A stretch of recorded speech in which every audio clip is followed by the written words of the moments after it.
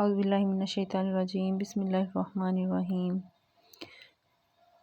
ایک دفعہ حضرت جابر بن عبداللہ رضی اللہ تعالیٰ عنہ سے روایت ہے کہ ایک مرتبہ نبی کریم صلی اللہ علیہ وسلم کے ساتھ سفر کر رہے تھے۔ آرام کی غرض سے حضور صلی اللہ علیہ وسلم کھجور کے سائے کے نیچے بیٹھ گئے۔ اچانک کیا دیکھتے ہیں کہ آپ صلی اللہ علیہ وسلم کے پاس ایک کالا سانپ آیا۔ اس نے اپنا منہ آپ صلی اللہ علیہ وسلم کے کان کے قریب کر لیا۔ کچھ دیر بعد حضور صلی اللہ علیہ وسلم نے اس سانپ کے کان کے قریب اپنا مبارک منہ لے جا کر کچھ فرمایا۔ اس کے بعد وہ سانپ ایسے غائب ہوا جیسے اس کو زمین نگل گئی ہو۔ ہم نے عرض کی، یا رسول اللہ، ہم اس سانپ کو آپ صلی اللہ علیہ وسلم کے قریب دیکھ کر ڈر گئے تھے، تو یہ سب کیا ماجرا ہے؟ آپ صلی اللہ علیہ وسلم نے فرمایا، وہ جانور نہیں بلکہ جن ہے۔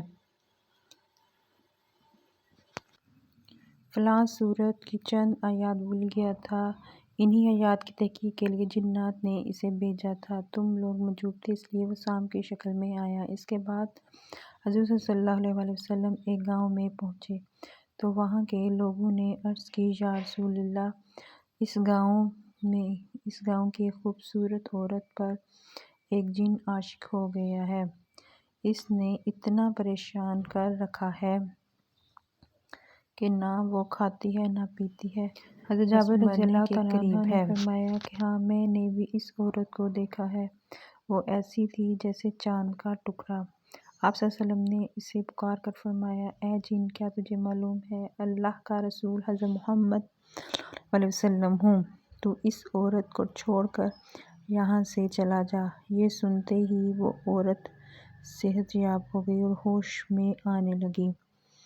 ہوش میں آنے پر اس عورت نے اپنا منہ چھپا لیا، وہ سب سے اپنا منہ چھپانے لگی، اور یوں حضور پاک صلی اللہ علیہ وسلم کے کہنے پر اس جنات نے اس عورت کا پیچھا چھوڑ دیا۔